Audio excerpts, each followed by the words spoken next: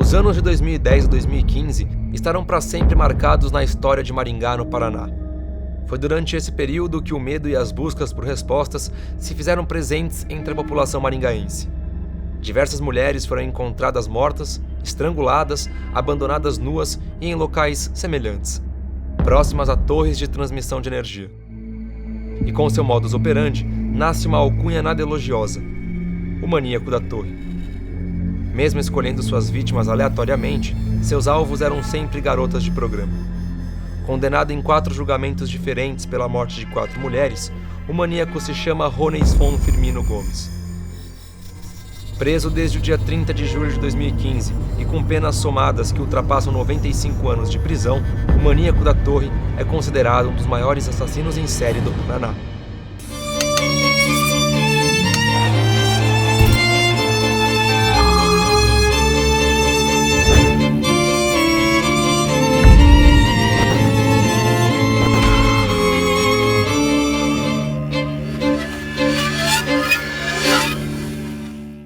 Olá, sejam todos muito bem-vindos. Aqui é Léo Soares, entrevistador do canal Operação Policial, hoje à frente do quadro Investigação Criminal e na presença do delegado Diego Elias, ele que esteve à frente das investigações do caso maníaco da Torre. Mas antes de começarmos a falar com o delegado, eu vou fazer uma audiodescrição do que acontece aqui agora, porque temos deficientes visuais que acompanham o nosso canal. Eu sou o Leonardo, apresentador do canal Operação Policial, tenho pele clara, cabelos pretos, barba cerrada e estou vestindo uma camisa social preta, uma calça social preta também e um tênis social na cor cinza. Estou sentado em uma poltrona bege e à minha frente uma mesa de centro com uma caneca. Ao meu lado esquerdo, uma televisão no qual estamos falando com o delegado Diego Elias, já que ele não está em São Paulo. O delegado está numa sala da Polícia Civil, está vestindo um paletó azul claro, uma camiseta por baixo do paletó azul marinho, ele também tem cabelos pretos, pele clara e barba cerrada, e está com distintivo da Polícia Civil.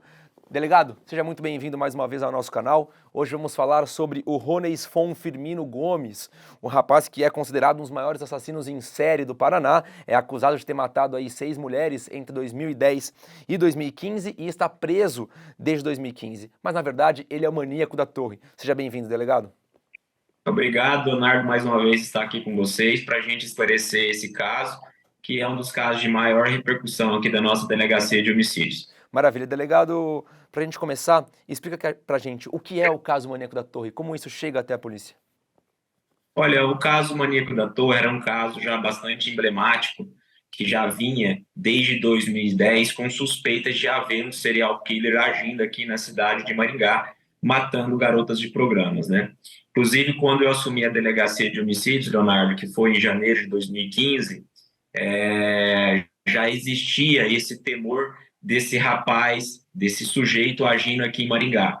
Então, a primeira preocupação que veio quando eu assumi foi: agora você vai ter que lidar com o maníaco da torre, porque ele já existia esse nome em voga aqui, né, em Maringá, e então a gente tinha que lidar com essa pressão no sentido de descobrir quem era essa pessoa. E o primeiro homicídio que eu atendi, que a gente de fato, que eu levei de fato a crer que havia esse indivíduo agindo em Maringá, foi em fevereiro, né, que foi uma moça que ele acabou matando aqui em Maringá, né, e acabou jogando o corpo numa plantação de soja, né?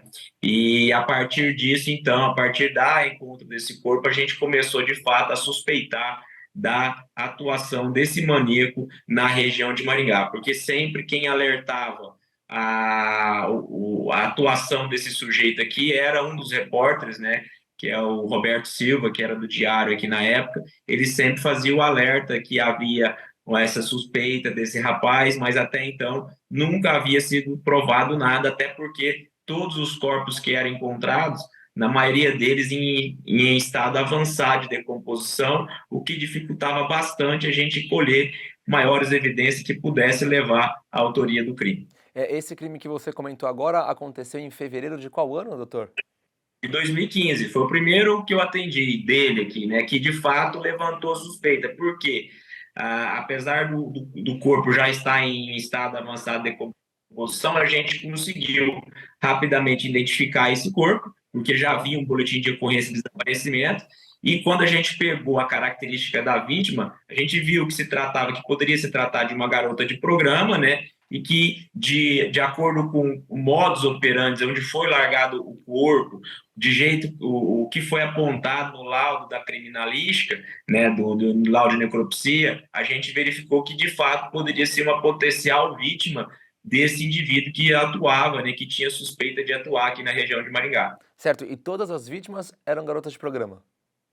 Todas as vítimas eram garotos de programas. Até uma coisa que foi questionada a gente no júri foi porque é o seguinte, às vezes tinha vítimas, ô Leonardo, que não tinham como se diz, uma vida que ela só trabalhava como garota de programa. Eram pessoas que às vezes faziam o programa para sustentar o vício dela em drogas, como no caso dessa que a gente atendeu. Ela não era uma garota de programa diária ali, você entendeu? Mas ela realizava alguns programas para sustentar o vício dela, que no caso dessa pessoa era de cocaína. Certo. E como que era o modus operandi do Rones, do Maníaco da Torre? Como que ele operava? Como que ele atacava as vítimas? Ele sempre se aproximava de garotas de programas, né? Primeiramente com a intenção de fazer um programa com elas, né? E levava essas pessoas para locais aqui da região de Maringá, locais ermos, que eram normalmente locais de zona rurais, né? E chegando lá, ele, segundo as versões de algumas pessoas que a gente coletou, ele queria pagava por uma determinada coisa, mas queria algo além mais do que aquilo que ele tinha combinado. E por conta disso, eles acabavam discutindo ali, e nessa discussão, ele então acabava matando a vítima, no caso, mediante asfixia, né? No caso, esganadura que ele utilizava para asfixiar as vítimas. E ele matava por asfixia, depois esfaqueava, atirava? Como que funcionava? Não, na grande maioria das vezes era por asfixia. Tá certo. E doutor, por que garotas de programa? Por que essas eram as vítimas que ele escolhia? Então, isso até foi apurado na época pelo repórter, né, que fez um estudo mais aprofundado do caso em relação ao histórico de vida dele, né? Ele, inclusive, num dos interrogatórios que a gente fez dele, ele alegou que ele gostava de pegar essas pessoas, essas vítimas em potenciais, por conta da mãe dele, porque a mãe dele, na época, né, teria traído o pai dele e a mãe dele ficou com essa fama de ser, em tese, quando ele era criança, né, garota de programa. Então, ele odiava esse tipo de pessoas. Ele tinha desprezo por esse tipo de pessoas que vendiam o próprio corpo, né? Então, seria essa uma das alegações que ele prestou para nós aqui. E também, por outras questões, porque como se trata de garota de programa, segundo ele falou para nós também em alguns interrogatórios, às vezes quando ele passava muito tempo assim de uma vítima a outra, e se não tratava de pessoas que eram assim de grande repercussão, às vezes por ser garota de programa acabava meio que apaziguando, sabe? Não dava uma grande repercussão na imprensa. Isso também ajudava ele a continuar praticando esses crimes, entendeu? Tá certo. Segundo o que ele relatou para nós. Tá certo. Então ele mesmo confessou essa história de vida dele, que ele odiava garotas de programa por conta dessa história quando ele era mais Da jovem, mãe por dele. conta da mãe dele. Isso, Tá certo. exatamente. E doutor, por que Maníaco da Torre? Maníaco da Torre foi um nome que foi cunhado aí pelos repórteres na época, né? Porque ele sempre largava as vítimas numa torre que tinha de alta tensão nessas zonas rurais. Então ele ia nesse local, que eram os locais ermos, que normalmente tinham plantações de soja e milho, e nesses locais passavam torres de alta tensão. E quando ele matava as vítimas, ele largava essas vítimas debaixo dessas torres, né? Sem roupas, todas nuas, né? E também, numa das passagens do interrogatório dele, ele falou, chamou a atenção a gente, porque quando ele era pequeno, ele morava na cidade de Campo Mourão, numa casa que ficava próximo a uma torre de alta tensão que passava pela casa dele. Então, isso chamou a atenção a gente também, que poderia ser uma questão particular dele. Mas ele sempre largava as vítimas ali em razão de estar nesses locais ermos, né? Onde passavam essas torres de alta tensão para dificultar realmente a localização desses corpos. Essas torres de alta tensão, na verdade, são torres de transmissão de energia, é isso? Isso, Ah, tá exatamente, porque certo. em zonas rurais, quando eu falo, você já deve saber, sempre passam torres de alta Sim, tensão, né? Ainda mais próximo aqui na cidade, então ele abandonava as vítimas no pé dessas torres, né? certo. E doutor, Na base dessas torres. certo. E doutor, você me trazendo essa informação da mãe, da vida pregressa dele e que ele morava numa casa perto, muito próxima dessas torres de transmissão de energia, né? Você acha que mesmo que inconscientemente há essa relação dos crimes dele com essa vida pregressa e esse local onde ele morava? Então, o que acontece? Isso surgiu após a gente descobrir quem era o Rones, evidentemente. Porque até então, Leonardo, ninguém sabia quem era essa pessoa. Essas informações foram surgindo depois da prisão dele, né? Então, você imaginando o modo de agir dele, pegando ali o jeito que ele agia, que ele escolhia as garotas de programas, o fato dele morar numa residência próximo a uma torre, isso tudo chama atenção. Querendo ou não, você faz um link, né? Em relação à vida pregressa dele. Não tem como fugir, porque você tenta achar uma explicação, né? Porque por essa atitude que ele tomava em relação a essas garotas de programa e o local em que ele abandonava elas. Certo. Doutor, você acha que ele projetava nas vítimas a imagem da mãe dele? É difícil a gente falar isso, né? Até porque a gente precisaria de uma avaliação psicológica, psiquiátrica em relação a isso, né? Mas, de fato, essa questão da mãe dele, ele deixou bastante em voga no interrogatório dele. Ele falou que tinha essa questão da mãe dele e tal e tudo mais. Só que, assim, ô Leonardo, ele já vinha matando há muito tempo, você entendeu? Não foi de 2015 que ele começou. A suspeita nossa que dele vem desde 2009 Nossa. praticando. Só que como que ele praticava esses crimes? Não era um atrás do outro, ele dava um espaço a cada de 6 meses. Então, normalmente, ele explicava para nós aqui que praticava de 2 a 1 homicídios por ano. Então, ele praticava um no primeiro semestre, ficava esperando esse tempo todo se a polícia ia chegar em alguma suspeita que pudesse indicar ele como autor do crime. Quando ele percebia que não havia mais nada que foi apurado, porque normalmente isso tudo é divulgado na imprensa, né? Claro. Ele fica sabendo, né? E aí ele então decidia praticar uma outra vítima, né? Isso demonstra, sem sombra de dúvida, que ele era um indivíduo que gostava de matar. E ele tinha essa característica dele, né? Inclusive, no interrogatório dele, ele relatou para nós. Ele chegou a me agradecer. Ele agradeceu, doutor, obrigado por ter me descoberto, porque eu não aguento mais carregar isso comigo. Eu queria parar de matar, eu queria que alguém viesse e descobrisse. Isso foi o que ele alegou no interrogatório dele para mim. Nossa senhora. Meu Deus. Então, ao mesmo tempo que ele tinha é, esse sadismo de querer matar E, essas garotas de programa, ele tinha uma vaidade de esperar um tempo para entender se aquilo não teria um clamor e, público, para aí sim ele poder cometer outro crime. É como assim, aquele lá já foi esquecido, ninguém descobriu, ou tá subnotificado. Agora eu já posso cometer outro. exatamente. Mas o que foi que ele não esperava? Foi o que? A gente encontrar o corpo da Mara Josiane logo depois do homicídio, entendeu? Porque o corpo foi encontrado no dia seguinte.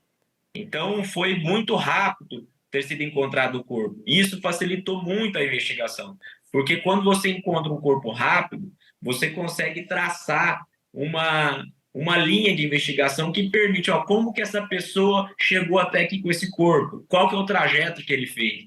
E foi através dessa linha de investigação que a gente conseguiu chegar no nome dele, né? A Mara que foi Porque morta em final de julho de 2015, né? exatamente. Porque houve essa morte dessa primeira que eu atendi foi em fevereiro, Uhum. né? E aí, ou seja, você viu, passou quase 6 meses, foi esses 4 meses ele matou de novo. Por quê? Porque Dessa daí a gente não conseguiu provar nada. A gente fez várias diligências, nada, mas até então não aparecia o nome do Rones nessa história toda. O nome dele só foi aparecer depois que a gente descobriu o corpo da Mara Josiane, conseguiu comprovar de fato a participação dele na Mara Josiane, e através disso a gente conseguiu provar o envolvimento dele nessa outra morte, que foi em fevereiro, né? Então, isso aí foi muito importante para a gente conseguir desvendar esse mistério que já estava rodando aqui em Maringá desde 2010. Certo, doutor, e como que vocês chegam até o Rones? Então, como eu estava te explicando, né, Leonardo, a gente conseguiu encontrar rapidamente esse corpo, identificar a vítima. De pronto, a gente viu que se tratava de uma garota de programa, né? E a partir disso, a gente, então, como já havia suspeita daquela primeira morte, com essa outra, a gente falou: bom, o cara está atuando de novo, a gente vai ter que levantar informações que possam, o mais rápido possível, levar a investigação a identificar esse sujeito. Qual foi a estratégia que nós adotamos? Nós precisamos saber como que esse indivíduo chegou até aqui. Só que daí, o que aconteceu? A gente encontrou o corpo dela, se eu não me engano, foi por volta das 2 horas da tarde, 3 horas, a gente rapidamente foi até o local, né? Inclusive foi um trabalhador rural que encontrou o corpo da Nossa. Mara Josiane. E aí, nesse mesmo dia à noite, eu recebo uma ligação de um conhecido meu dizendo: ó, aqui na propriedade do meu patrão foram encontradas algumas roupas de moça, de uma moça. Eu acho interessante dar uma olhada aqui, porque pode ser dessa moça que vocês encontraram aí na plantação, porque isso já foi divulgado logo na imprensa, né, quando foi encontrado esse corpo e tudo mais. Então, assim, de pronto, eu e a minha equipe fomos até esse local, que era um local em que já havia suspeita desse maníaco da torre frequentar, que se chamava Estrada da Roseira, né? Que era um local da zona rural, onde havia uma torre de alta tensão, né? E chegando nesse local, Leonardo, para nossa surpresa, a gente de fato encontrou várias roupas, né? Uma bolsa que indicavam ser de uma mulher, né? E vestígios quentes ainda, ou seja, que de um carro que havia passado recentemente ali no local.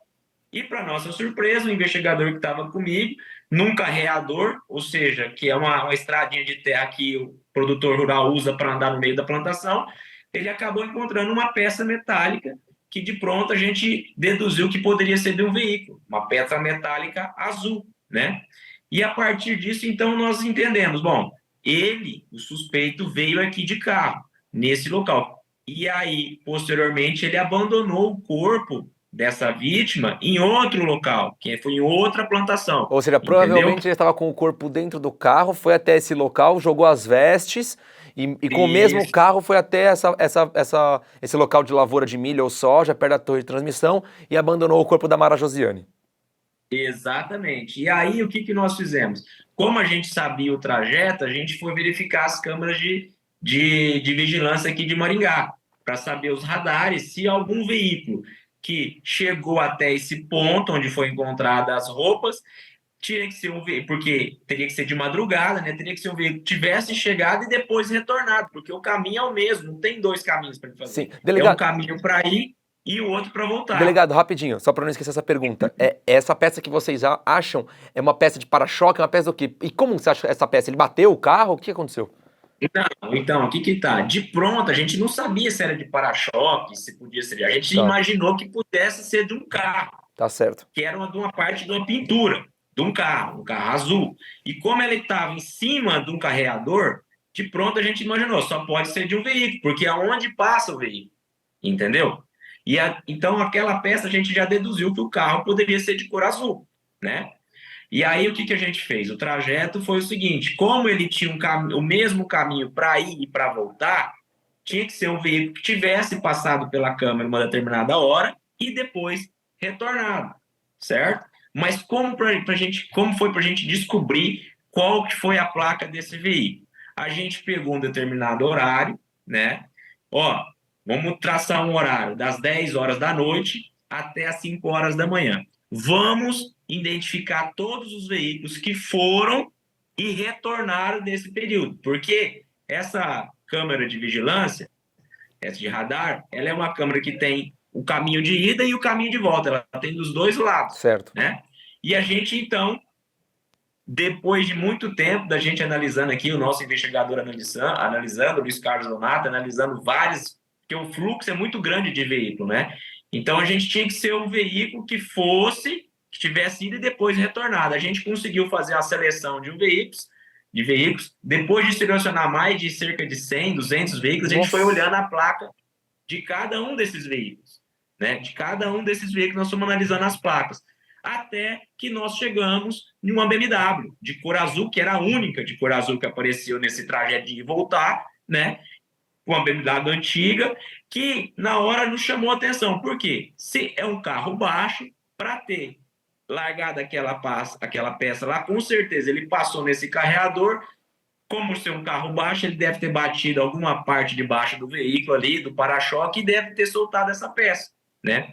E com essa placa desse veículo, que era uma BMW antiga, se eu não me engano, 95, a gente foi até o endereço da pessoa que constava como proprietário do veículo. Uhum. Chegando no endereço dessa pessoa, que era um comerciante, ele falou, não, de fato, essa BMW era minha, só que há uns 30 dias eu vendi ela para o Rones.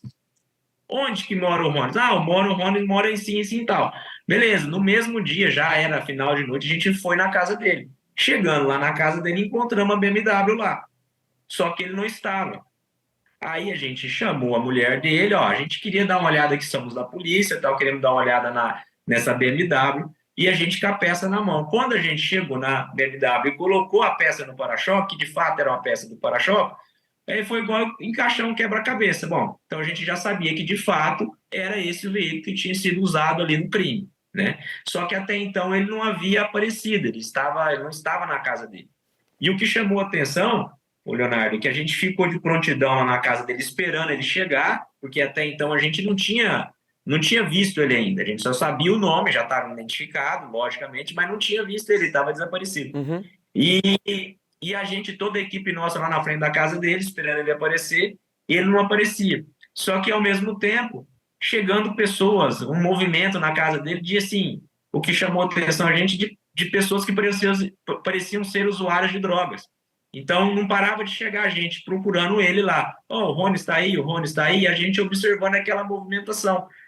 Isso, depois, posteriormente, com a prisão dele, a gente veio a descobrir que ele também traficava drogas. E uma coisa que E chamou a a casa atenção, dele era o ponto do tráfico.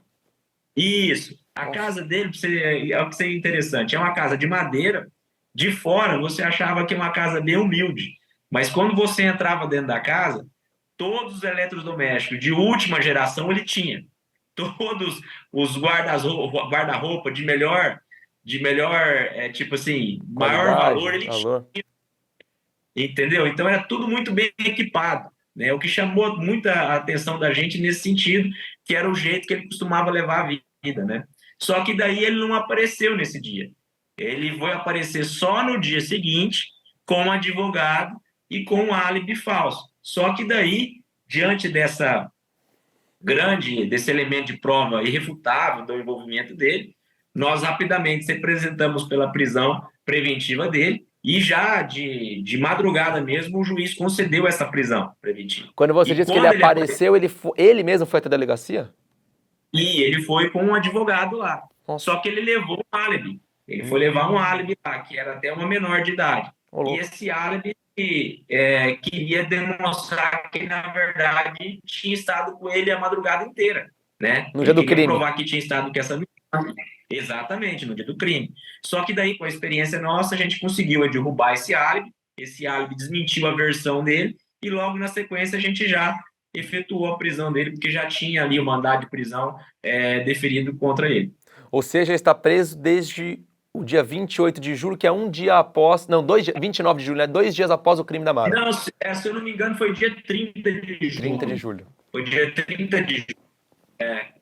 Isso mesmo. Certo. Então, desde então, ele não saiu mais da cadeia. Porque aí, depois, com a prisão dele, Leonardo, foi uma avalanche, né? Foram informações atrás de informações, né? Certo. E, doutor, quantos anos ele tinha à época?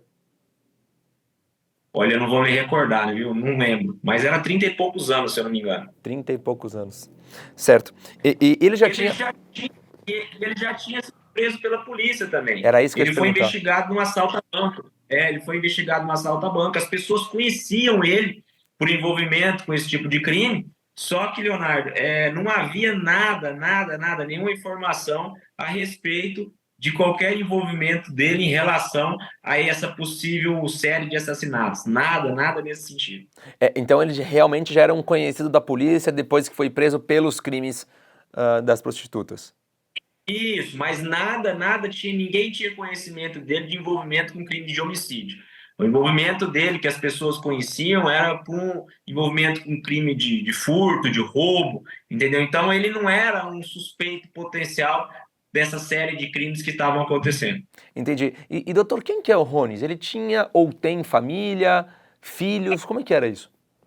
Ele era casado com essa moça, tinha filho, vivia uma vida normal. E a gente conversou com algumas pessoas próximas a ele, inclusive esse rapaz que vendeu o carro para ele, ninguém desconfiava de nada. Ele era uma pessoa que se passava totalmente uma pessoa normal aqui perante a sociedade. Alguma testemunha chegou a relatar que tinha algum medo dele, que ele era talvez um líder de alguma coisa no bairro, enfim. Estou conjecturando Não, cenários não. aqui. O que houve depois da prisão dele foi que aí apareceu algumas garotas de programas que saíram com ele e sobreviveram Olha a só. uma possível atentado. Por quê?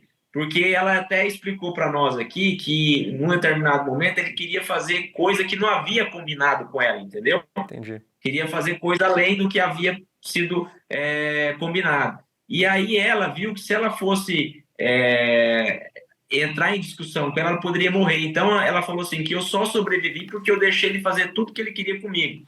Porque se eu não tivesse feito isso, ele teria me matado. Então essa foi uma pessoa que depois veio aqui e relatou isso para nós.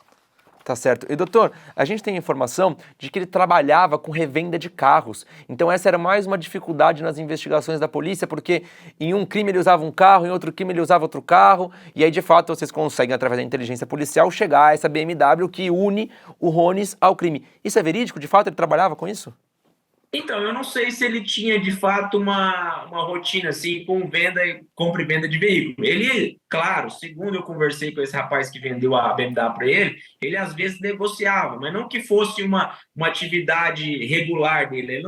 Pelo que eu sei, ele não tinha uma loja de carro, entendeu? Entendi. Mas ele não era uma pessoa que fosse uma pessoa de pouco poder aquisitivo. Pelo contrário, ele tinha até uma pequena propriedade rural aqui próximo, né? Uma pequena propriedade. Então, assim, tinha essa questão aí da casa dele, que tinha todos os equipamentos que, se pudesse melhor, tinha na casa dele. A informação que veio para nós é que, de fato, o que ele fazia regularmente era o tráfico. Ele tinha essa questão do tráfico que ele bancava, só que era um tráfico assim que não ficava muito no radar da polícia, porque ele sempre fazia aquele tráfico formiguinha, sabe, de pequena quantidade, não era uma pessoa que se destacava entre os grandes fornecedores de droga e tudo mais, mas era o meio de vida que ele utilizava. Certo. Doutor, ele confessa quantos crimes?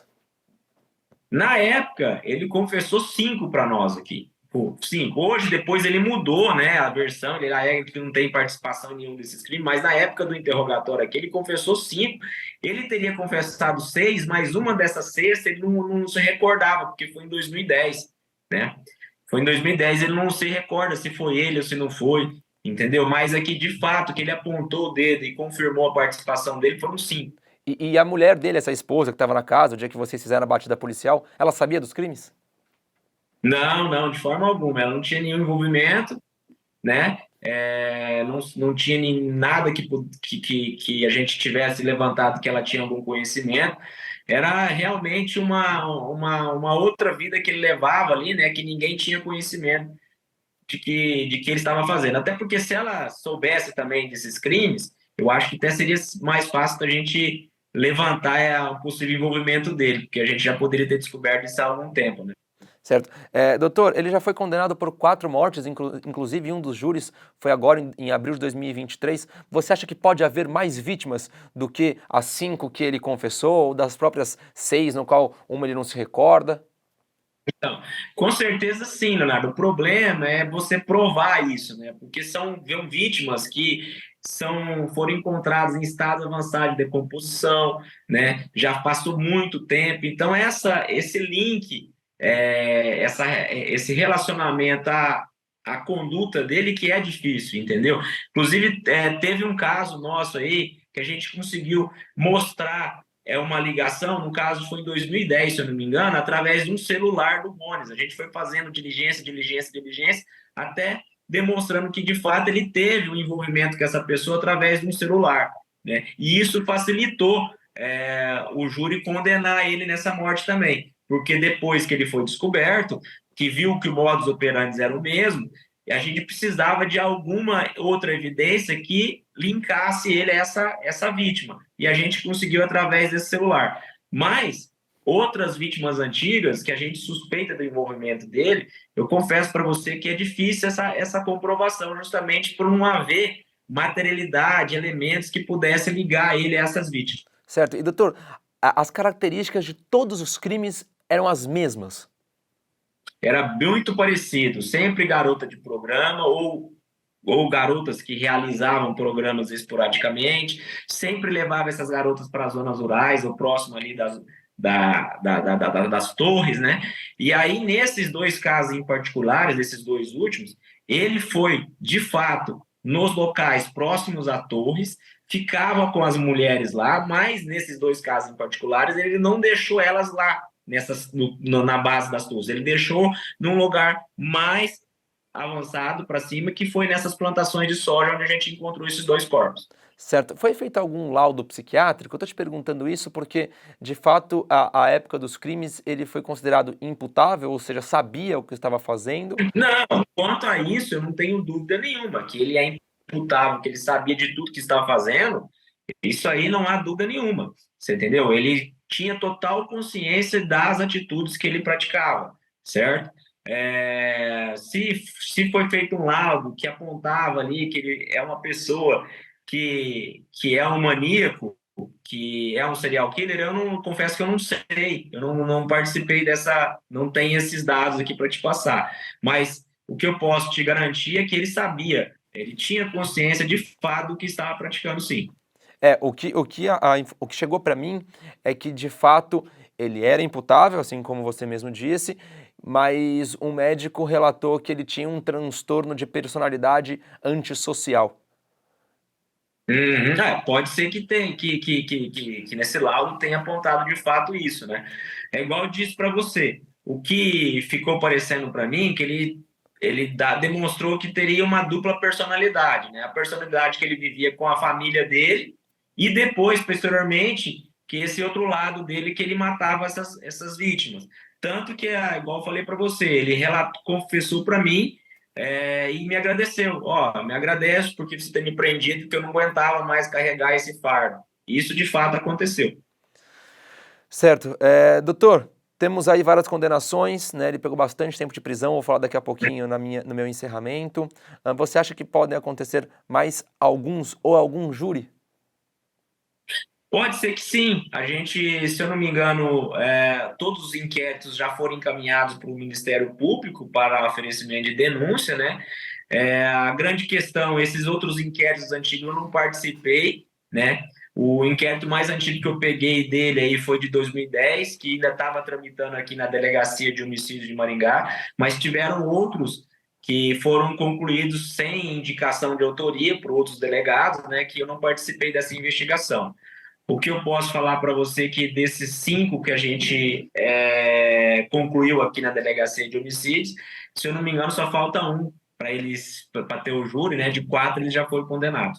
Certo. E doutor, uma dúvida rápida, todos os crimes acontecem em Maringá. Todos em Maringá, todos em Maringá. E delegado, hoje o Rones preso, ele diz que não tinha nada a ver esse local que ele morava por ser perto de torres de transmissão de energia, o fato da mãe dele ter traído o pai anteriormente e ele ter criado esse ódio a prostitutas por conta disso. Ele muda totalmente a versão daquilo que foi falado, inclusive, na polícia em 2015. Por que você acha que ele muda essa versão? Porque agora, de fato, ele tem o apoio do advogado de defesa? Porque na verdade é o seguinte, quando ele se apresentou aqui, Leonardo, ele se apresentou com um advogado de defesa. Esse outro advogado, né, ele constituiu um outro advogado durante o julgamento. E aí ele atacou a polícia, inclusive me atacou também, me acusou de ter praticado tortura contra ele para Exatamente. forçado ele confessar. Só que é bom deixar claro que todo o envolvimento, toda a confissão que ele prestou foi acompanhado do advogado. Em todos os atos, o advogado dele, na época, estava presente e Maravilha. acompanhou todo o desenrolar da investigação. O que eu acredito que aconteceu? Quando ele se deu conta do tamanho da coisa, do tamanho da gravidade dos crimes que ele tinha cometido, ele deve ter imaginado: agora eu vou ficar o resto da vida na cadeia. Então, se eu manter essa versão, eu vou responder o resto da vida preso, nunca vou sair daqui nunca mais. Porque, se eu não me engano, eu não tenho aqui anotado, mas ele já pegou mais de 100 anos de cadeia, né? E aí, num dos julgamentos também, Leonardo, olha o absurdo, o advogado de defesa dele chegou a me acusar que eu só tinha prendido o Rones para me promover, porque eu tinha acabado de assumir uma delegacia de homicídios. Não tem nada a ver isso. A gente prendeu ele justamente porque a investigação foi séria e a conseguiu, com provas robustas, apontar o envolvimento dele nesses crimes, nessa série de crimes bárbaros, né? Então, assim, mas isso a gente está acostumado a lidar já, não passa de alegações da defesa para tentar amenizar ali para ele durante o tribunal do júri. Com certeza. Delegado, muito obrigado pela sua participação. Esquecemos de alguma coisa? Você quer trazer mais algum detalhe aqui para a nossa entrevista? Não, o que eu acho interessante destacar, Leonardo, foi a rapidez do trabalho policial, né? Isso foi possível graças à equipe que nós temos aqui na Delegacia de Homicídios. É uma equipe que já está junta desde 2015, alguns até mais antigos, desde 2012.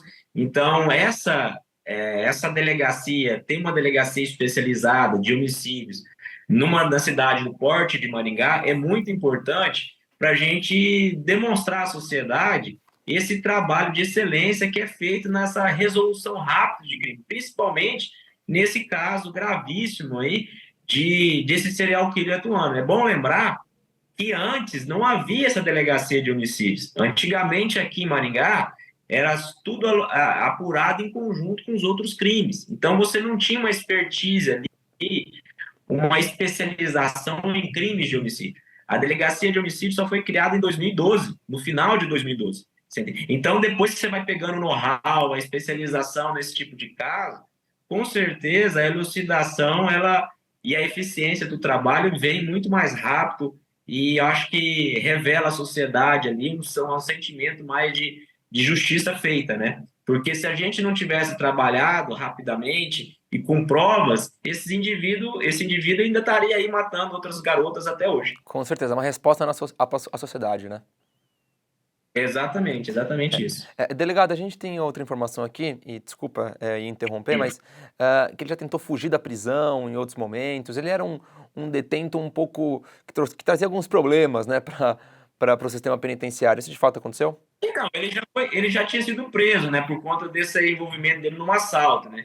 Mas ali, a questão dele ali dentro da carceragem, confesso que eu não sei, porque a gente não participa muito ali, né? A gente não tem essa ligação com o pessoal que administra a cadeia.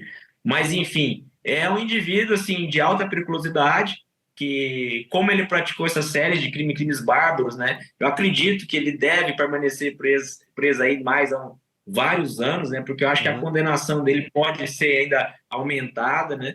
Apesar da defesa querer recorrer e tudo mais, e que é o direito deles, tudo, mas acredito que ele deve permanecer preso aí muito tempo ainda.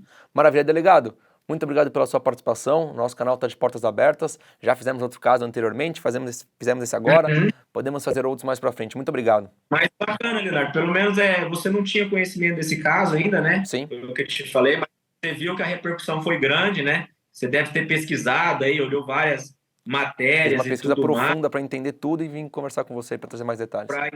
Inclusive, foi esse caso aí, deu até Jornal Nacional.